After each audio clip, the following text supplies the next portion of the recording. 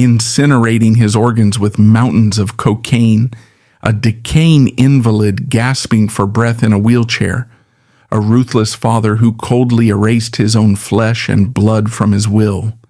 Yet the world once knelt to worship him as a flawless, cinematic god, a man who arrogantly exhausted his youth in the beds of over 1,000 women. This devil wearing an angel's face was Tony Curtis. How cocaine destroyed Hollywood's most handsome playboy, Tony Curtis. The spectacular collapse of Tony Curtis goes far beyond his box office receipts or filmography.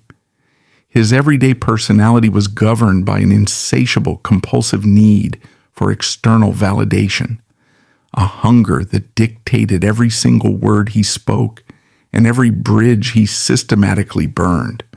When handed immense industry power, he used it to manipulate studios and control his lovers.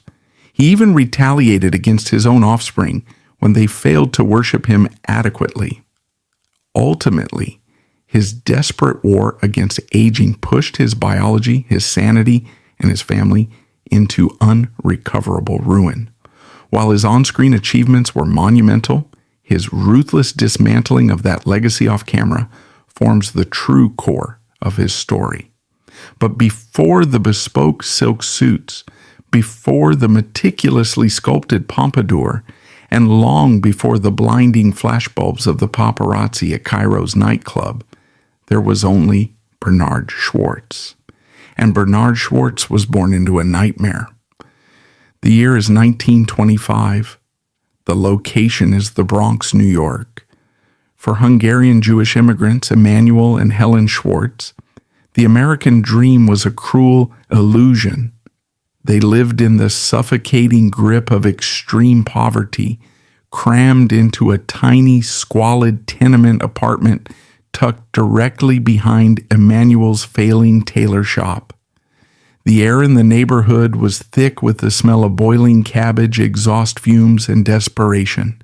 The constant, deafening roar of the elevated train rattled their single window, a relentless reminder of the crushing pressure the family lived under. But the true terror for young Bernard did not come from the unforgiving streets of New York. The real danger was waiting for him inside his own home. His mother, Helen, was a volatile and deeply troubled woman.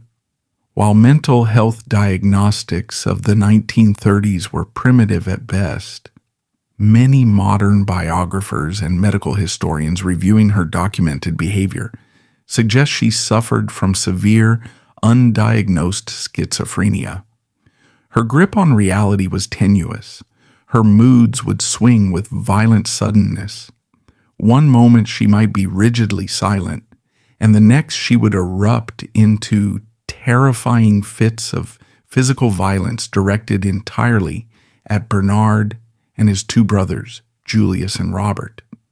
For a child raised in this environment, the psychological architecture was built on terror. For young Bernard, the world was fundamentally entirely unsafe. The person biologically programmed to protect him was the very source of his greatest physical pain. His father, Emanuel, was a gentle man, but he was entirely broken by the economic despair of the Great Depression and utterly incapable of standing up to his wife's terrifying outbursts. Emanuel retreated into the background, a passive ghost in his own home, leaving Bernard to face his mother's wrath alone. In the claustrophobic terror of that Bronx apartment, a repeatedly abused child will desperately try to find a pattern, a rule, a way to survive. Bernard discovered his survival mechanism by accident. He realized that on certain days when he smiled a certain way, when he made a joke, when he performed for his mother and successfully captured her delighted attention, the beatings stopped. He learned to be charming not out of joy, but out of sheer absolute terror. He internalized a deeply tragic, twisted mathematical equation that would become the foundation of his ruin. To be ignored is to be in immediate physical danger. To be desired, to be the center of attention, is to survive. This was not vanity in its traditional superficial sense. It was a primal defense mechanism. Bernard Schwartz learned to treat his face and his charm as a shield. And that very habit, that desperate, clawing need for all eyes to be upon him at all times, would come back to destroy him decades later when the world finally looked away. The trauma extended beyond the apartment walls. In 1938, Bernard's younger brother Julius was struck and killed by a delivery truck. The boy died violently on the pavement of the Bronx. The Schwartz family completely shattered. His mother's fragile mental state collapsed into overwhelming paranoia. Driven by crushing poverty and grief, his father made a desperate choice. He placed Bernard and his youngest brother Robert in a state-run orphanage. Though he only slept in that cold, rigid institution for a month, it taught Bernard a brutal lesson. He realized that even blood ties were unreliable when the burden became too heavy. To survive, he built a permanent wall around his heart. He learned to completely detach. He returned to the Bronx a hardened teenager, drifting toward street gangs and petty crime. But the Second World War provided a sudden escape hatch. Bernard enlisted in the United States Navy. Assigned to the submarine tender USS Proteus, he was finally far away from his mother's fists.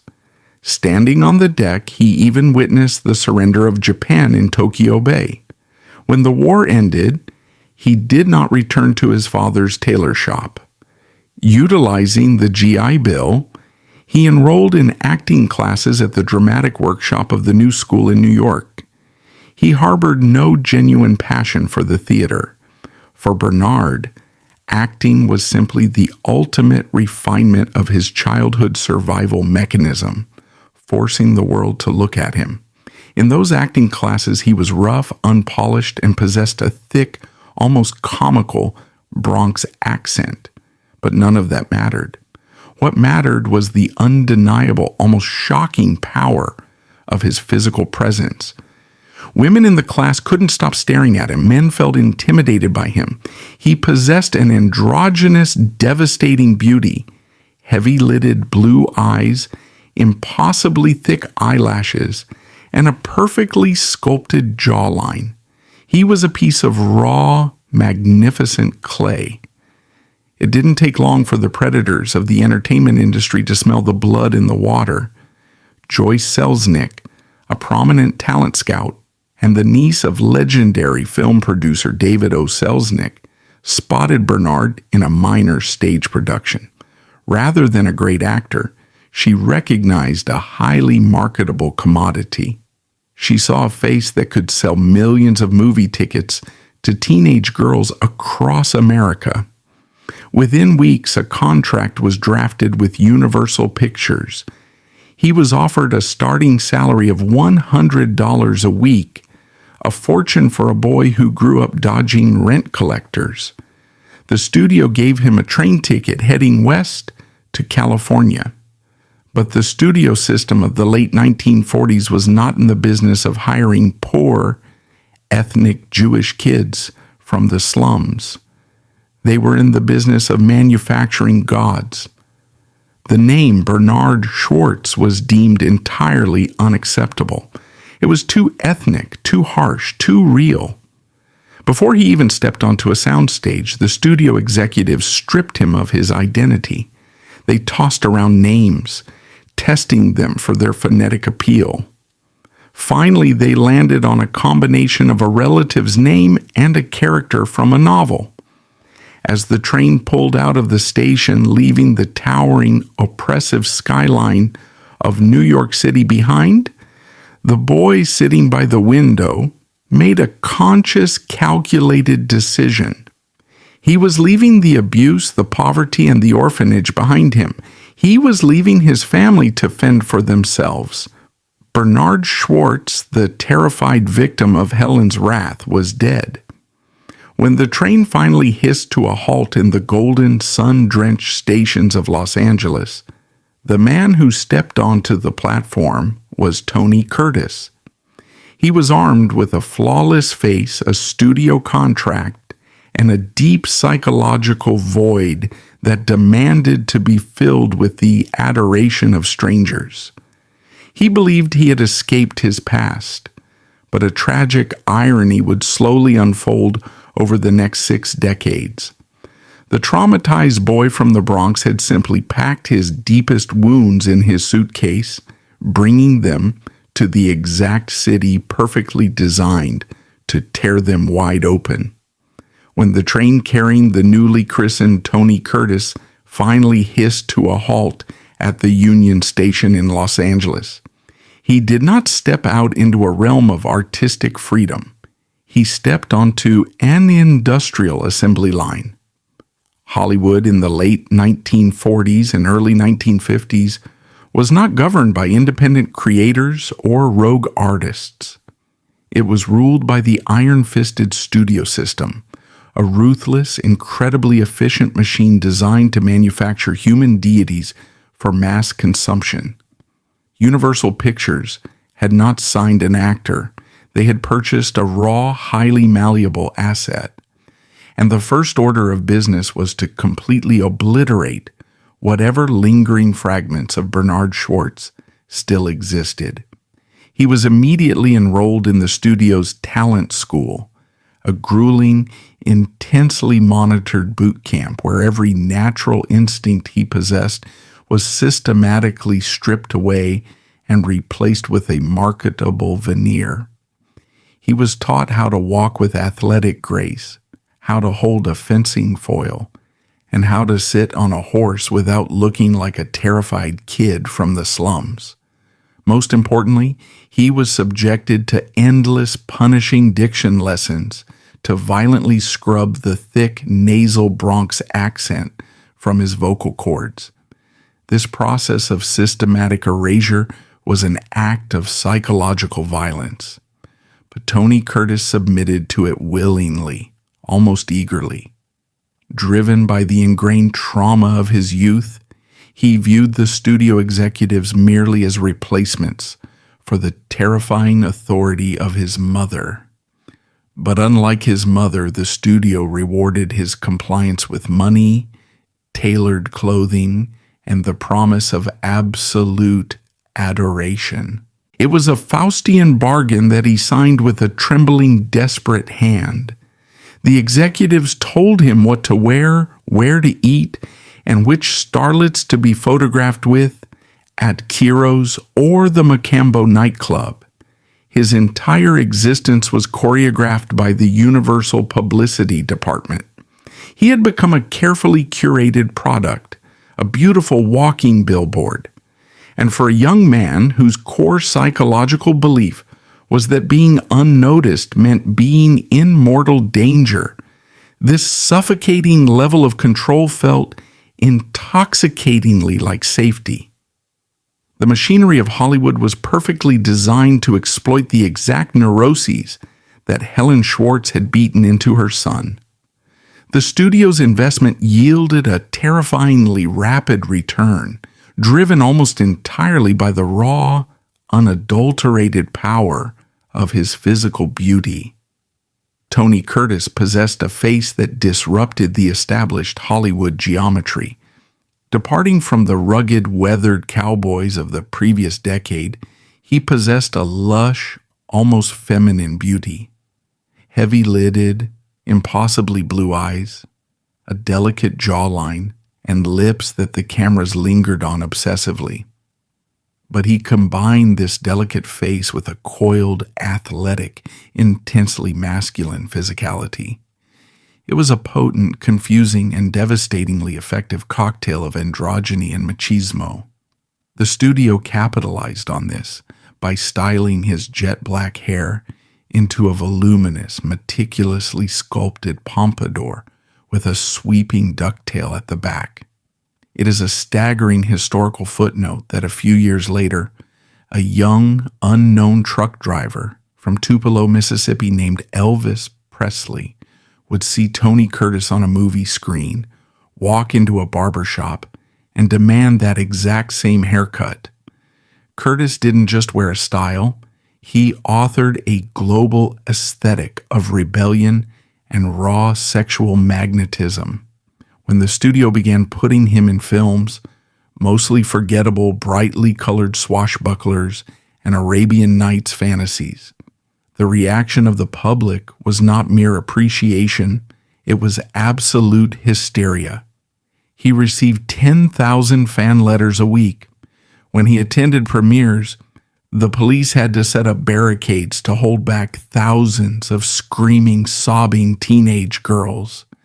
They tore at his clothes, begged for locks of his hair, and screamed his name until their throats bled.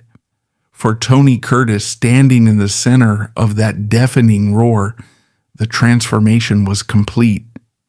The terrifying, unpredictable screams of his mother in the Bronx had been entirely replaced by the euphoric, adoring screams of the masses. He had finally found the ultimate shield against the world. He was the most desired young man on the planet. And in his deeply wounded mind, that meant he was finally safe. However, the illusion of safety is a fragile thing, and the paradox of his immense fame soon began to rot him from the inside out. Up to this point, everything is still technically a success story, but the psychological bill was coming due. He was the king of the box office, but he was treated as an absolute joke by the artistic establishment. The critics savaged him. They dismissed him as a pretty boy lightweight, a freakish idol with zero dramatic substance. The very face that had saved him from the slums was now a prison. He was trapped in velvet doublets and tights, swinging from prop chandeliers in movies like The Prince Who Was a Thief and Son of Ali Baba. A persistent, cruel Hollywood legend circulated that in the film, The Black Shield of Falworth, his Bronx accent violently broke through the script, causing him to allegedly declare, "Yonder lies the castle of my fada." While film historians have proven he never actually said that exact line, the myth persisted because it perfectly encapsulated the industry's sneering contempt for him. They saw him as a low-class street kid desperately masquerading as royalty. This critical mockery hit the deepest, most unhealed nerve in his psyche. Being desired was no longer enough. He now possessed an agonizing, desperate hunger to be respected. He wanted to prove that he was not just a studio puppet, that he possessed genuine intellectual and artistic gravity. He began to resent the screaming girls. He began to resent the studio that had created him. He realized that they did not love him. They only loved the mask he wore. The horrific realization dawned on him that if he were to ever lose his looks, the adoration would instantly vanish, and he would be violently thrown back into the dark, terrifying obscurity of his childhood. This terror of being exposed as a fraud, of being discarded the moment his physical perfection waned, became the driving engine of his ambition. In a frantic attempt to legitimize himself, he leaned into the ultimate Hollywood fairy tale. In 1951, against the desperate warnings of Universal Studios who feared it would ruin his appeal to teenage girls, he married Janet Leigh. She was the pristine, beautiful, perfectly polished darling of MGM. Together, they were the golden couple of the decade, American royalty manufactured for the cover of Photoplay magazine.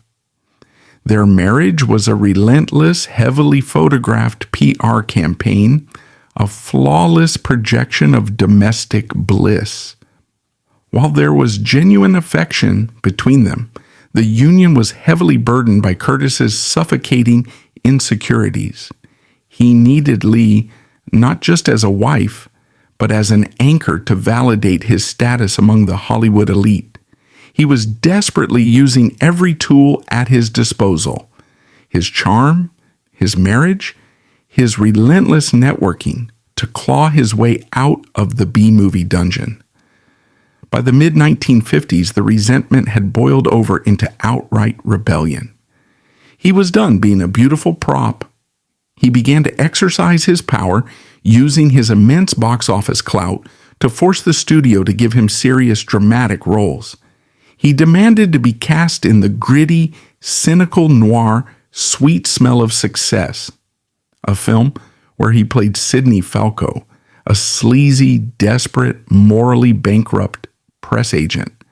It was a magnificent, chilling performance, largely because it required him to tap directly into the hungry, hustling, survivalist energy of his Bronx youth. He followed it with an Academy Award-nominated performance in The Defiant Ones, proving to the world and to himself that he possessed genuine, formidable talent. He had successfully wrestled the steering wheel away from the studio executives. Yet this victory was the beginning of his undoing. By demanding control, by stepping out of the protective, suffocating bubble of the studio system, he was entirely on his own. He was transitioning from a manufactured product into a man who had to generate his own gravity. The power he amassed was staggering, but his internal foundation was built entirely on sand. He had achieved the respect he craved. He had the most famous face in the world, and he had married the perfect woman. But the black hole inside him, the wound left by a schizophrenic mother and a dead brother, remained violently open. The more power he gained, the more terrified he became of losing it. And as he stood on the absolute summit of his career, preparing to walk onto a soundstage with the most famous, fragile woman on earth, the cracks in his carefully constructed armor were about to completely shatter. It is the late 1950s, and Tony Curtis is no longer merely a studio commodity. He is an industry, a gravitational force residing at the absolute zenith of the Hollywood food chain. To the outside observer, consuming the carefully sanitized narratives of fan magazines and gossip columns, his life is a flawlessly choreographed ballet of domestic and professional perfection. He is married to Janet Leigh, the pristine, breathtakingly beautiful darling of Metro-Goldwyn-Mayer. Together they are not just husband and wife, they are American royalty, the undisputed golden couple of the era.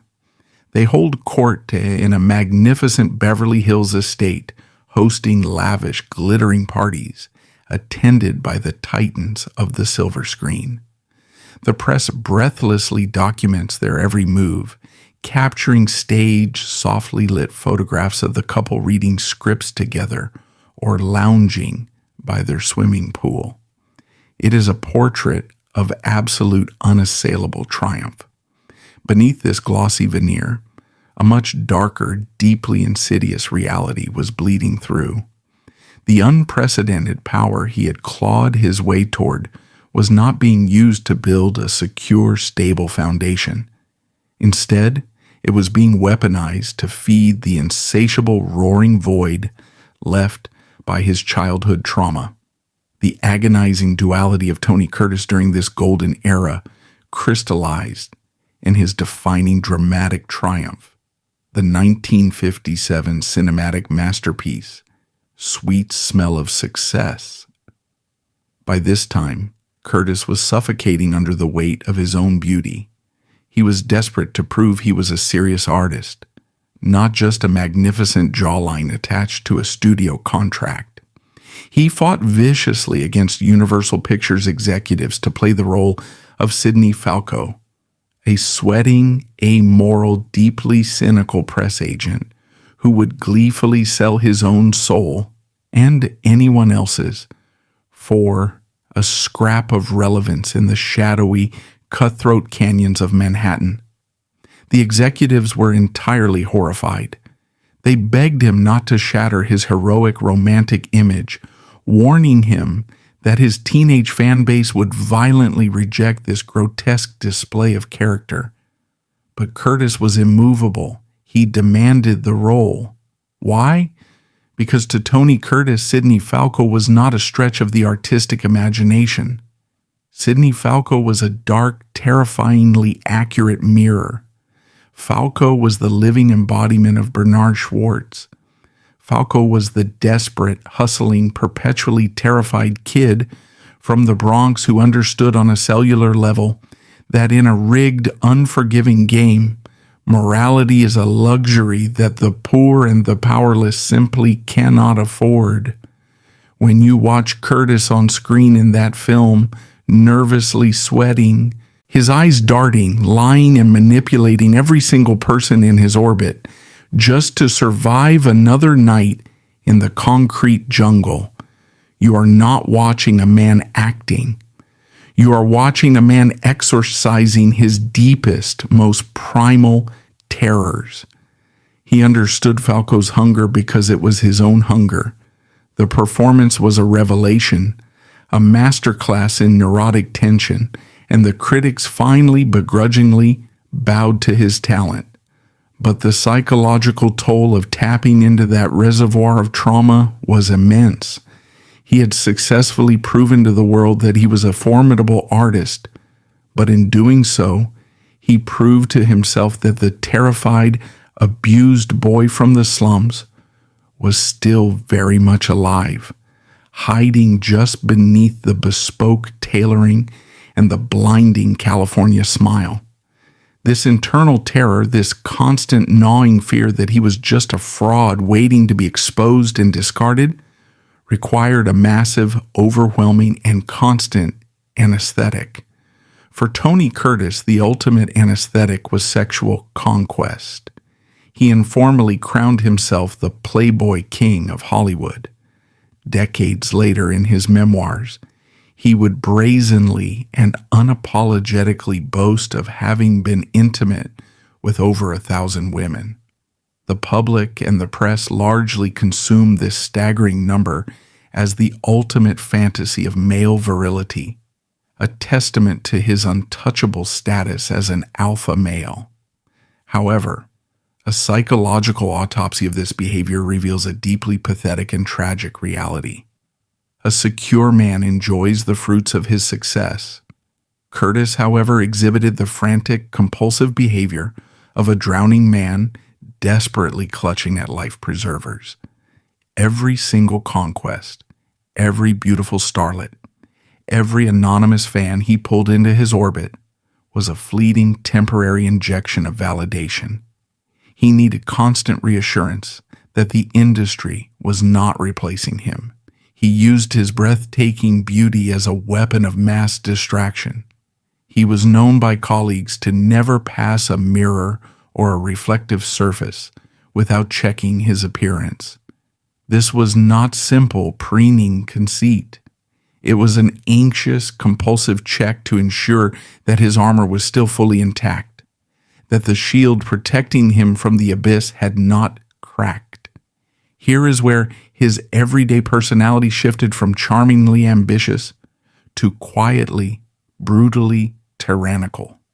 The young boy who had been the helpless victim of his mother's emotional volatility now slowly morphed into the perpetrator of his own brand of emotional manipulation.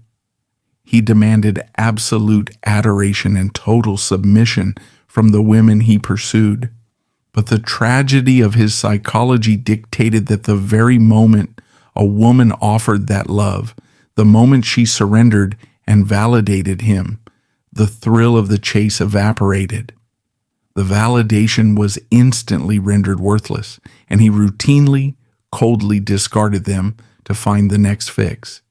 He was a black hole of emotional need, incapable of being filled. This devastating cycle was most profoundly felt within his own home.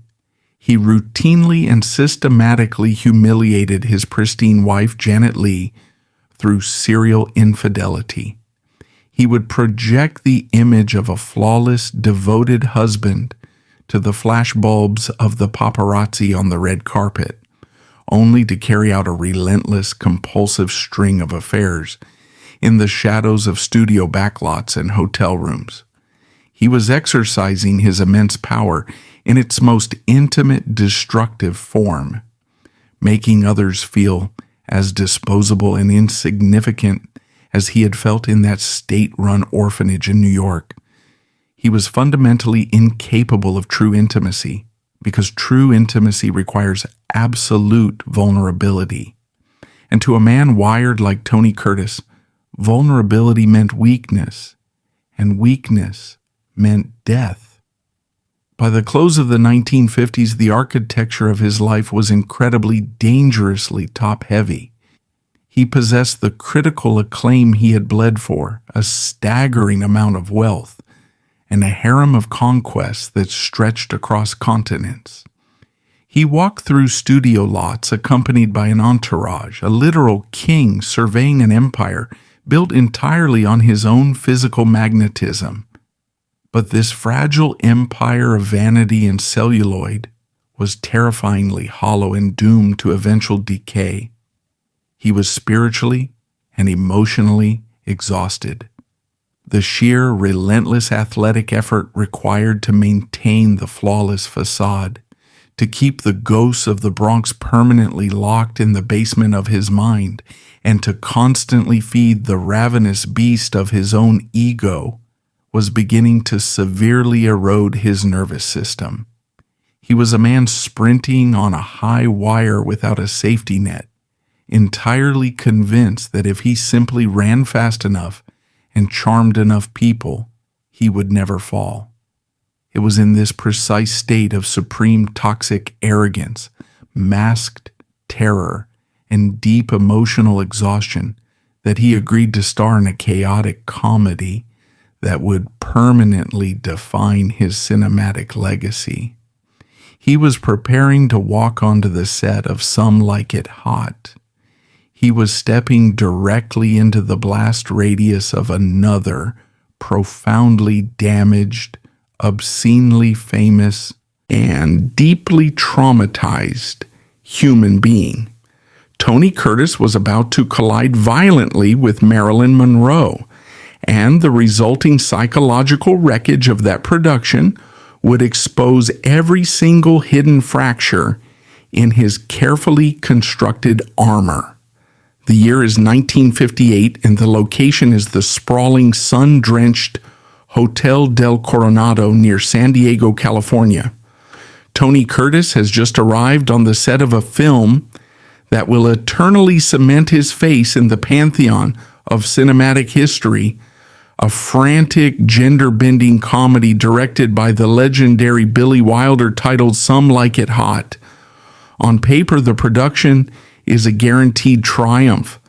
Curtis is cast alongside the brilliant Jack Lemmon, both playing desperate, impoverished jazz musicians who witness a mafia massacre and are forced to disguise themselves as women in an all-girl traveling band to escape the mob. But the true drama, the devastating psychological warfare that would push Curtis to the absolute limits of his sanity, was not written in the script. The true drama walked on to the set hours late, heavily medicated and suffocating under the weight of her own mythology. Her name was Marilyn Monroe. The connection between Tony Curtis and Marilyn Monroe was a tragic, high-stakes collision between two profoundly damaged mirrors. Their underlying architecture was hauntingly identical. Both had systematically eradicated their pasts, trading their birth names for studio-manufactured identities. Norma Jean Mortensen became Marilyn Monroe. Bernard Schwartz became Tony Curtis. Both had been raised in the crushing grip of poverty, Both had endured the agonizing trauma of unstable, mentally ill mothers. Both had spent terrifying stretches of their childhoods abandoned in state-run orphanages. They were both terrified orphans who had ascended to the absolute peak of global adoration entirely on the strength of their devastating, world-stopping physical beauty. But this is where the mirror cracks, revealing their wildly divergent survival mechanisms. Curtis had weaponized his trauma. He had transformed his fear of abandonment into a ruthless, hyper-vigilant need for absolute control. He was meticulously prepared, fiercely disciplined, and relentlessly charming. He used his power to dominate his environment, ensuring he was never the victim again. Monroe, however, had completely dissolved into her trauma. The pressure of being the world's ultimate sex symbol had shattered her nervous system. She sought safety not in control, but in a crippling cocktail of barbiturates, alcohol, and paralyzing anxiety. She was pure, unadulterated chaos. And for a man whose entire psychological safety depended on maintaining absolute control of his surroundings, Monroe's chaos was not just unprofessional, it was an existential threat. The physical production of Some Like It Hot was a sweltering, agonizing nightmare. Curtis and Lemon were forced to wear heavy, suffocating layers of women's grease paint, padded brassieres, and excruciatingly tight heels in the stifling California heat. But the physical discomfort was entirely dwarfed by the psychological torture inflicted by Monroe's erratic behavior. She would routinely refuse to leave her dressing room, leaving hundreds of cast and crew members waiting for hours. When she finally arrived on set, she was often entirely incapable of remembering the simplest of lines. She required dozens of takes to deliver a single sentence. Curtis, trapped in his heavy makeup, sweating under the searing heat of the studio lights, found his meticulously crafted armor cracking under the strain. This environment of sheer, grinding frustration birthed one of the most infamous, widely misunderstood quotes in Hollywood history. When a frustrated studio executive allegedly asked Curtis what it was like kissing the most desired woman on the planet during a romantic scene on a yacht, Curtis reportedly snapped, declaring that kissing Marilyn was like kissing Hitler. For decades, the press weaponized this quote, treating it as a cruel, petty insult regarding her physical attractiveness. Viewed in the context of his extreme psychological exhaustion, the quote was never a joke about her physical appearance. It was the primal scream of a control freak pushed to the absolute edge of a nervous breakdown. He was a man who required 40 takes of kissing the same woman over and over, while she repeatedly forgot her dialogue, all while his own legs throbbed in high heels, and his carefully maintained sanity began to fray. He did not hate her face. He hated the agonizing lack of control she forced upon him. Yet, beneath the furious exasperation, a much darker, far more complicated dynamic was allegedly playing out in the shadows of the production. Decades later, in his explosive 2009 autobiography, Curtis would drop a bombshell that sent shock waves through the cinematic, historical community. He boldly claimed that during the filming of Some Like It Hot, he and Monroe engaged in a clandestine, deeply passionate romantic affair. He claimed that the intensity of their connection was rooted in their shared, unspoken understanding of childhood abandonment. But the most staggering assertion was his claim that the affair resulted in a pregnancy, and that Monroe, who was married to playwright Arthur Miller at the time, subsequently suffered a miscarriage. This remains a one-sided account, published entirely by a man long after every other witness, including Monroe herself, was safely in the grave. Many prominent film historians and biographers have vehemently challenged the veracity of this claim. Some point to logistical impossibilities during the filming schedule, while others view it as the ultimate tragic boast of an aging, fading star. They argue it was the final desperate act of the self-proclaimed Playboy king, attempting to permanently ink his name alongside the ultimate prize of his era. Whether the pregnancy was a documented biological fact or a grandiose fabrication born of vanity, the psychological truth remains profoundly revealing. It exposes Curtis's lifelong compulsive need to conquer, to possess, and to publicly claim absolute dominance over the very symbol of cinematic desirability. Even in his twilight years, he was still frantically trying to prove his worth by tallying his conquests. When Some Like It Hot was released, it was a colossal, earth-shattering triumph. It shattered box office records, earned critical adulation, and permanently immortalized Tony Curtis as a comedic genius and a bona fide cinematic titan. He had survived the chaos of Monroe. He had reached the absolute, undeniable peak of the Hollywood mountain. He was wealthy beyond his wildest comprehension, globally adored and critically respected.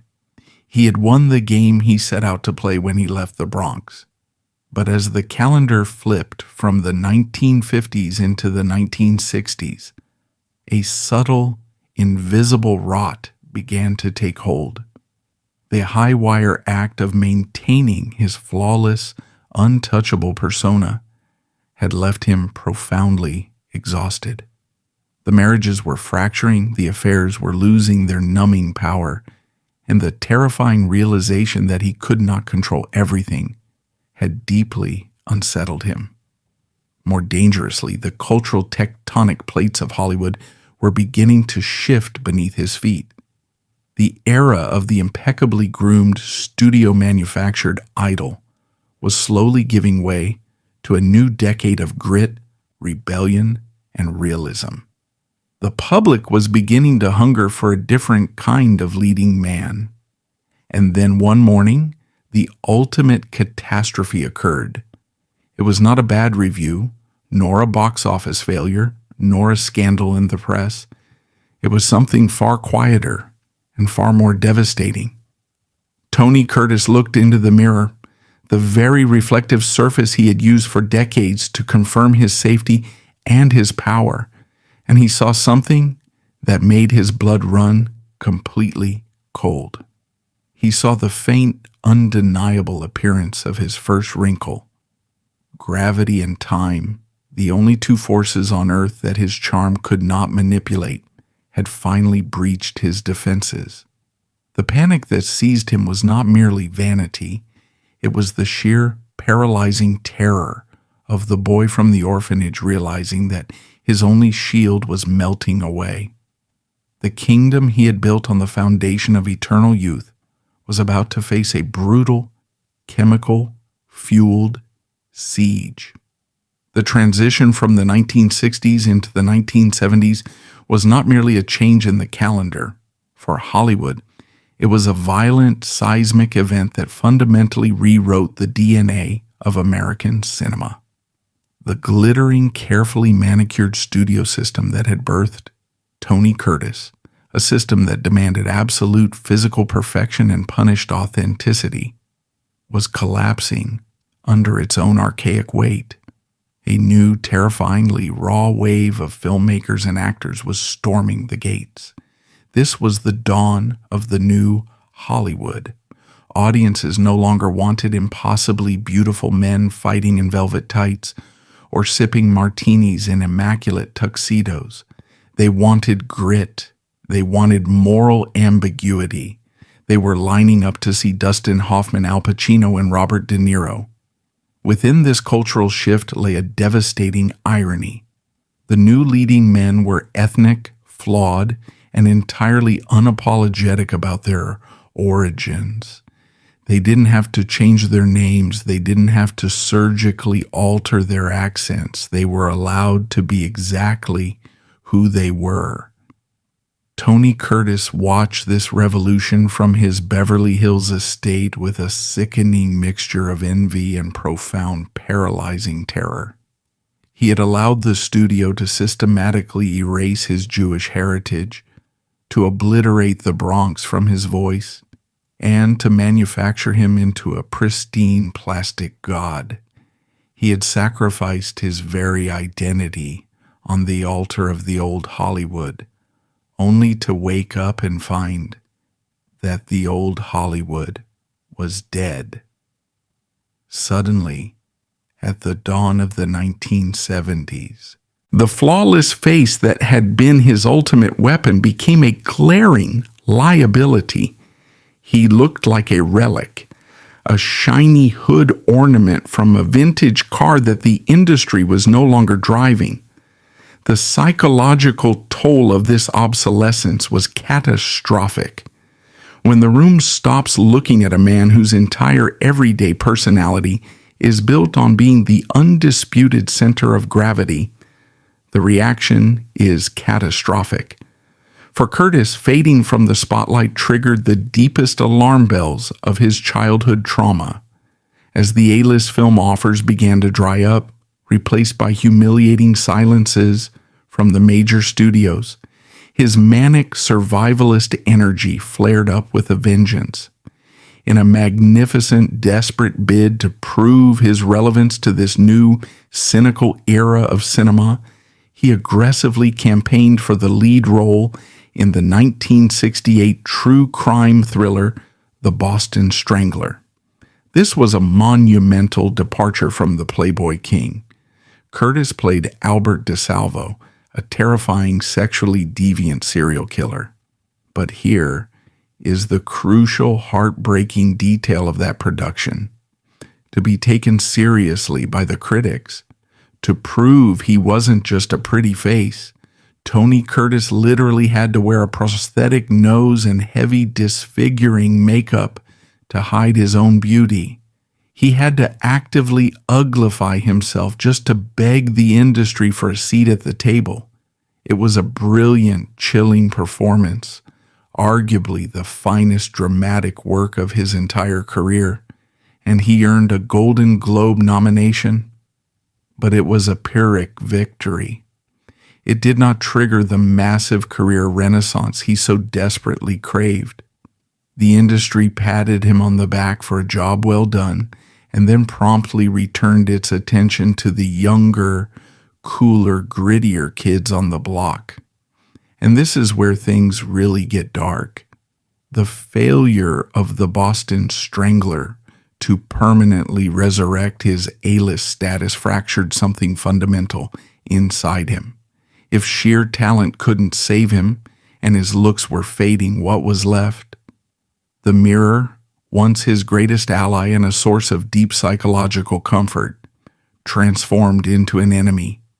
He began to obsessively catalog the physical evidence of his decline, the slight softening of the jawline, the deepening grooves around his mouth, the thinning of that legendary world-conquering hair.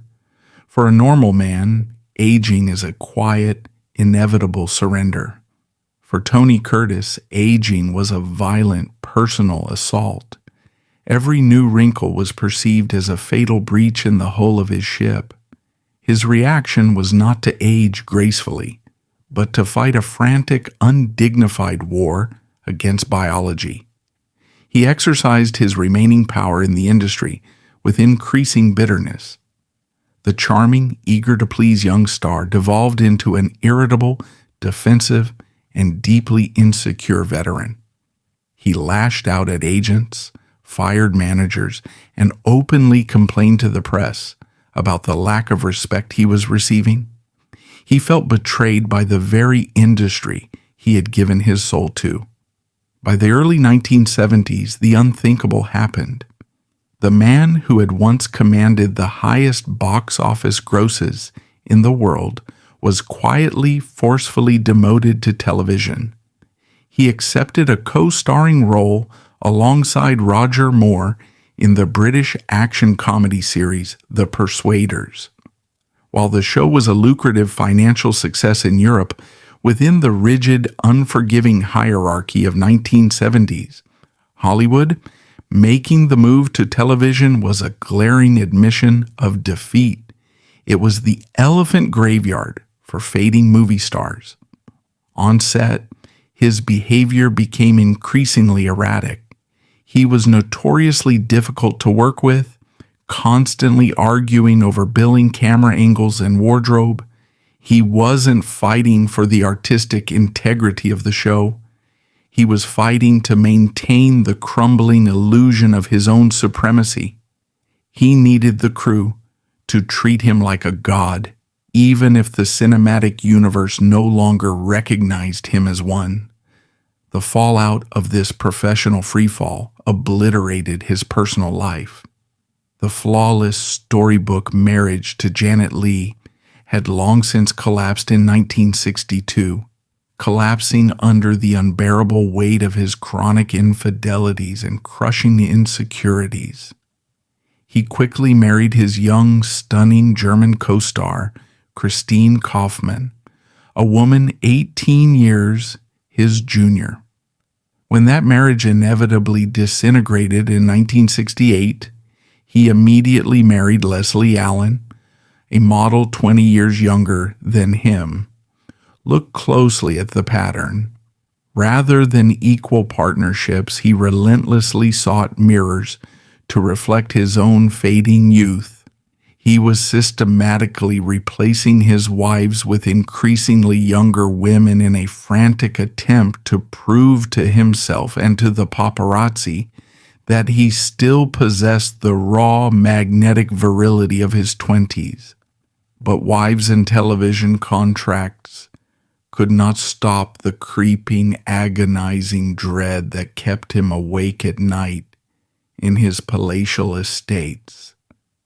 The organic charm that had saved him from his mother's wrath in the Bronx was no longer working. The industry was moving on. The public was looking away, and he was alone with a mind that was entirely incapable of sitting in silence. The gap between how the public perceived him as a wealthy, legendary icon and his inner reality, a terrified, aging man plunging into irrelevance, became an unbridgeable chasm. When sheer willpower, younger wives, and prosthetic noses failed to soothe the psychological wound of this magnitude, a man will inevitably look for a more potent, reliable anesthetic. He could no longer organically generate the feeling of invincibility. He needed a substitute. He needed something that could instantly flood his brain with the arrogant, electric confidence of a 25-year-old movie star, something that could silence the terrifying whispers of his own mortality. He turned away from the mirror with its cruel, undeniable truths, and he looked toward the shadows of Hollywood's elite party scene. The era of champagne and playful seduction was over.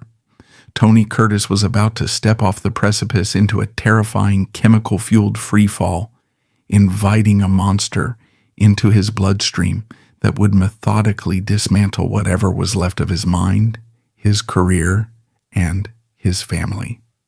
The descent into the chemical abyss during the late 1970s and early 1980s was not a sudden, accidental slip. For Tony Curtis, it was a highly calculated, albeit profoundly destructive survival strategy. The glittering martinis and champagne flutes of the 1950s studio era had been socially acceptable props, tools of seduction in a highly visible, glamorous game. But the cocaine and hard liquor of the 1970s served a fundamentally different master. He was a deeply terrified man barricading the doors of his own mind. He weaponized these substances to artificially sustain a dictatorship of the ego that the real world was actively dismantling. The specific pathology of his addiction was tied directly to the mechanics of the drugs he chose. Cocaine is a stimulant of profound arrogance. It artificially floods the brain with dopamine, creating a temporary surging illusion of absolute invincibility, boundless energy, and supreme sexual magnetism. For an aging narcissist who felt his natural powers draining away with every passing year, cocaine was not a party favor. It was a synthetic time machine. It was a chemical mimic of the exact feeling he used to get naturally when thousands of teenage girls screamed his name outside a premiere. He turned to cocaine to chemically induce the swagger that reality was now aggressively denying him. He used it as a desperate tool to maintain the exhausting illusion of the Playboy king, even as his audience dwindled. He was drinking heavily, substituting alcohol for water, trying to numb the terrifying crashing come-downs that inevitably followed the chemical highs. But the physiological cost of this artificial supremacy was devastating, and the physical manifestations of his psychological collapse began to bleed into his professional life. The meticulous, hyper-disciplined professional who had memorized every line and hit every mark for Billy Wilder and Stanley Kubrick entirely vanished. He was replaced by a sweating, paranoid, and violently erratic liability. On film and television sets, the very environments he used to dominate with effortless charm, he became a nightmare. The drugs corroded his nervous system, leaving him chronically agitated and deeply suspicious. He didn't just forget his dialogue, he hallucinated slights and insults from directors and co-stars. He would erupt into furious, irrational tantrums over minor lighting adjustments or wardrobe choices. The Hollywood establishment, a machine built on financial efficiency, has no patience for a fading star who costs them money and production delays. The producers and studio heads, who once bent over backward to accommodate his every whim, began to quietly, systematically lock him out. The industry did not stage an intervention. They simply stopped returning his phone calls. He was becoming a ghost in the very town he helped build. As his professional empire crumbled, the collateral damage within his own home reached a catastrophic peak. By this point in his life, Tony Curtis had fathered 6 children across multiple fractured marriages. But fatherhood requires an abdication of the ego. It requires a man to look at another human being and prioritize their needs above his own. For a man whose entire existence relied on being the undisputed center of attention, this kind of selfless love was structurally impossible. He viewed his children not as independent individuals to be nurtured, but as extensions of his own mythology. When they were young, beautiful, and compliant, they were acceptable props for family photographs, but as they grew older, developed their own voices, and required genuine emotional support, he perceived them as burdens, or worse, as competitors for the spotlight. He was largely an absentee father, physically present only in sporadic bursts, and emotionally marooned on an island of his own chemical paranoia. The emotional wreckage of this paternal neglect is most heartbreakingly illustrated by his relationship with his daughter, Jamie Lee Curtis. As the 1970s bled into the 1980s, a fascinating and deeply agonizing dynamic emerged. While Tony Curtis was rapidly sliding down the Hollywood mountain, desperately fighting irrelevance, his daughter Jamie Lee was skyrocketing up the exact same mountain, Following the explosive success of the 1978 horror classic Halloween, she was becoming the new shining star of the Curtis bloodline. For a healthy father, this would be a moment of immense overriding pride. But for a man whose entire identity was built on being the most famous person in any given room, his daughter's rising star triggered a toxic cocktail of jealousy, resentment, and desperate neediness. He wanted to claim her success to prove that her light was merely a reflection of his own, but he lacked the emotional vocabulary to actually connect with her as a parent. This warped dynamic culminated in one of the most disturbing, profoundly tragic anecdotes of his entire life. A moment that perfectly encapsulates the grotesque nature of his addiction. Years later, Jamie Lee Curtis would courageously confess to the press a dark secret about her relationship with her father during this era. She admitted that during a period of deep estrangement and dysfunction, she had actually shared cocaine with him. She did it just once. The psychological weight of that single event carries a suffocating tragedy. Rather than a father bonding with his daughter, he was an addict seeking an accomplice. Tony Curtis had created an environment so starved of genuine emotional intimacy, so devoid of traditional parental boundaries, that a daughter desperately seeking a connection with her absentee father found herself bonding with him over a mirror dusted with narcotics. It was a twisted, toxic communion, the only language he had left to offer his own flesh and blood. He had dragged his own child into the darkest, most dangerous corner of his own psychological prison just to feel, for a fleeting moment, that he wasn't doing the drugs alone. The physical toll of this lifestyle was accelerating at a terrifying pace. The body that had once been his greatest asset, the flawless instrument that had rescued him from the Bronx, was violently turning against him. His hands developed a chronic visible tremor. His once impeccable complexion turned sallow and bloated. The relentless influx of hard liquor was systematically destroying his liver, while the cocaine was placing an unbearable, relentless strain on his heart. He was a man trapped in a burning building of his own making, and rather than looking for an exit, he kept pouring gasoline on the floorboards. He was entirely out of control, alienated from his peers, estranged from his children, and physically collapsing under the weight of his own vanity. Up to this point, he had always managed to charm his way out of a corner. He had always relied on his famous face to buy him one more chance, one more role, one more forgiving smile. But chemistry does not care about box office receipts, and biology cannot be charmed. The internal organs of Tony Curtis did not know he was a cinematic legend. They only knew they were being poisoned to death.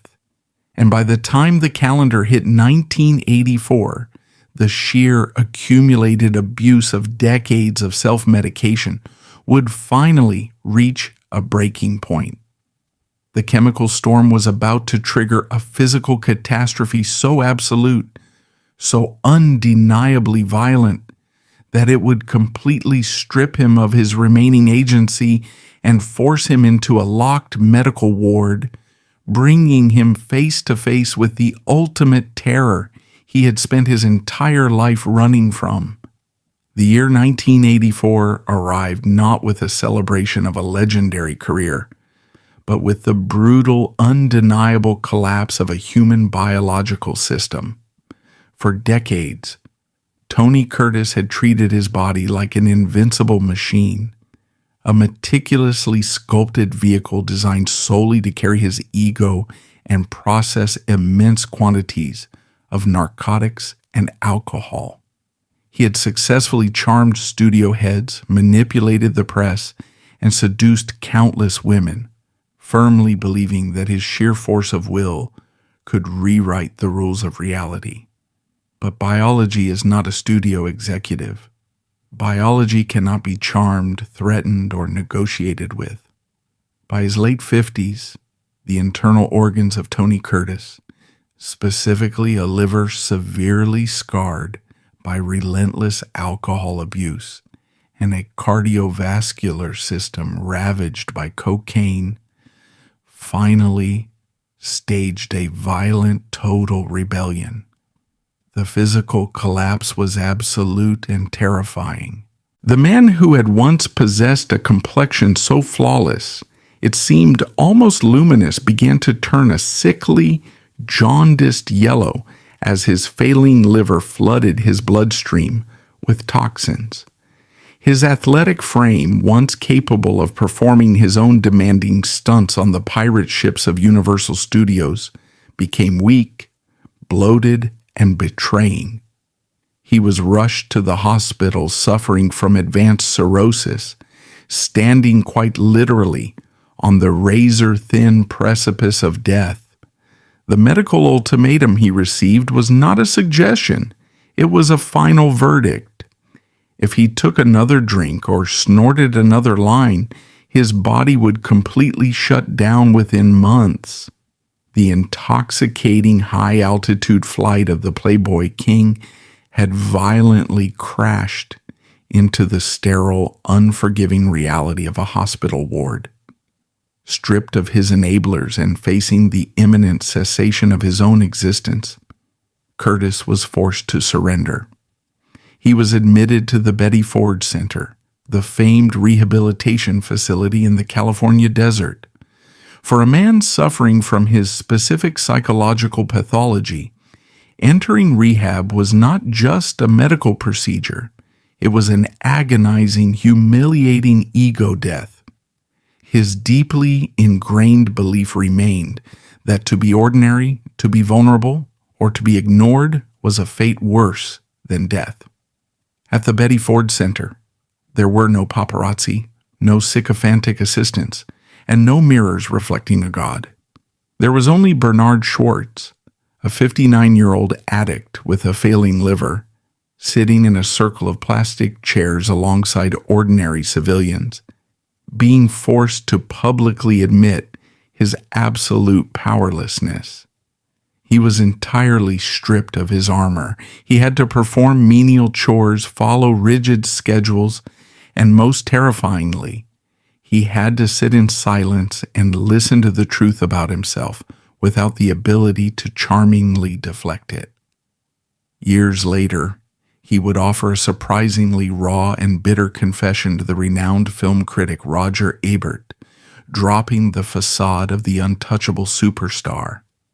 He admitted, "My drinking and drug use alienated me from everybody.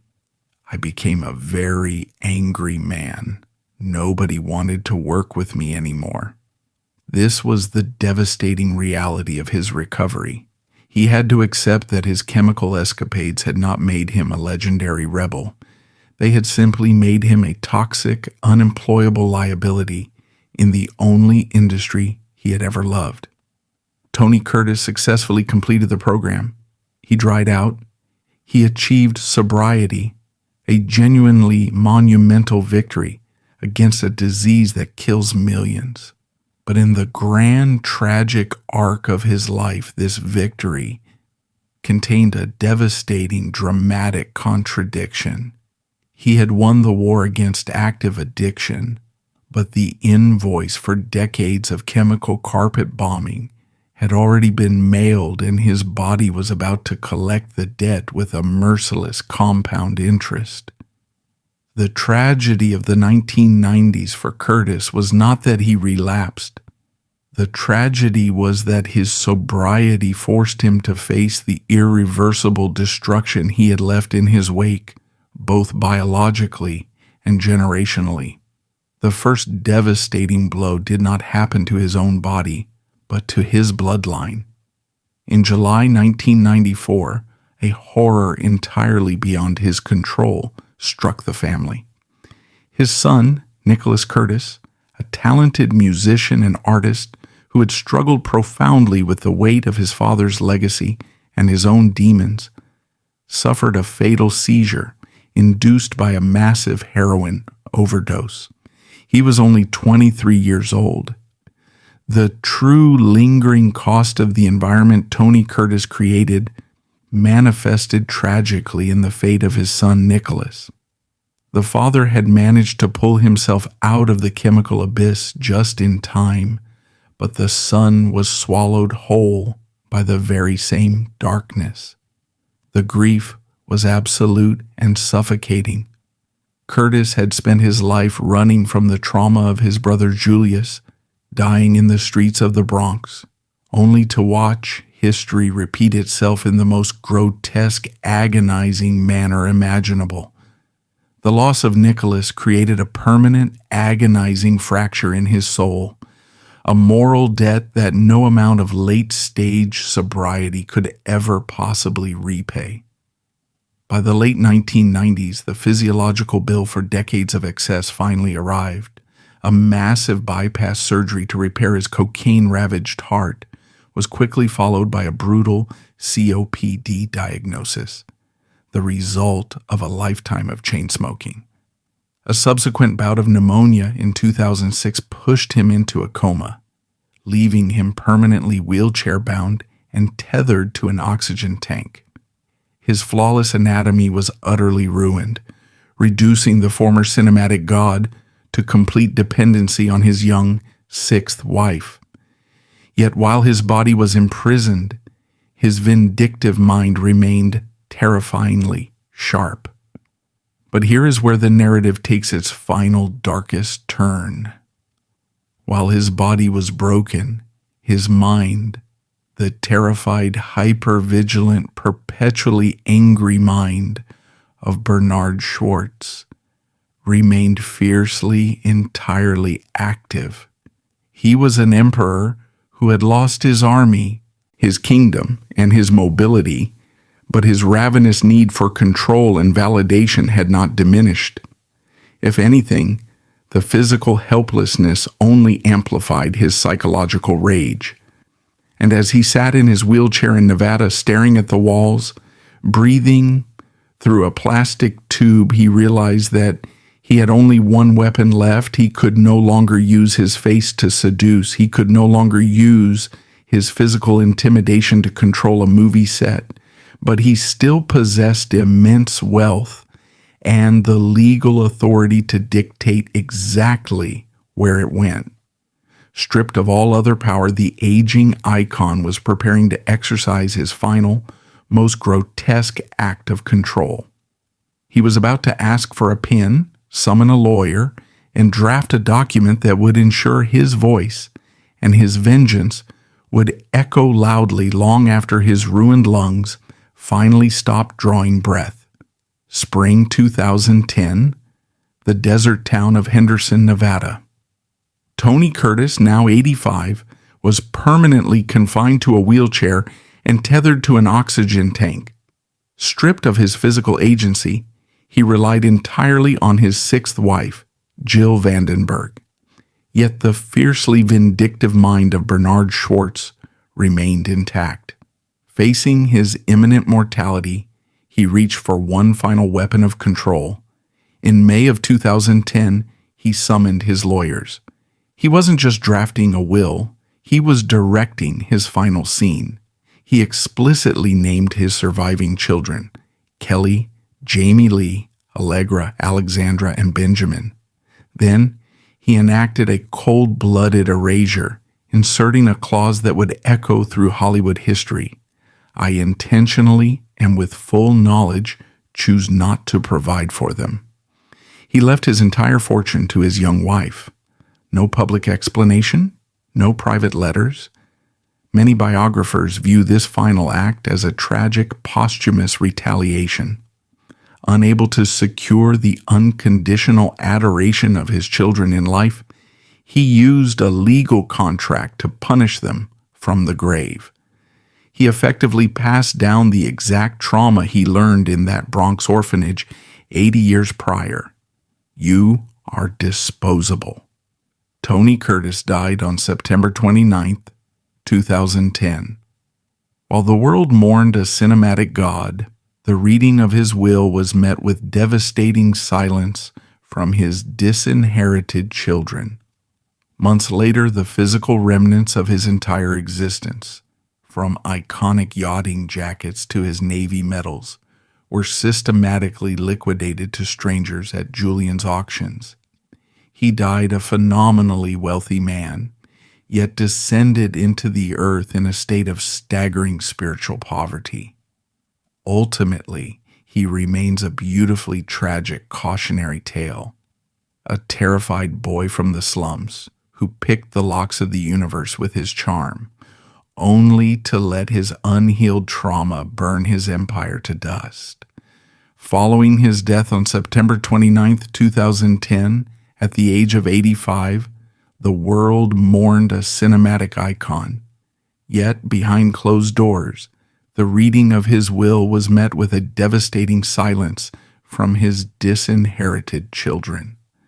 The true climax of his legacy arrived months later at Julian's auctions, where the physical remnants of his entire existence, from iconic yachting jackets to his Navy medals, were systematically liquidated to strangers.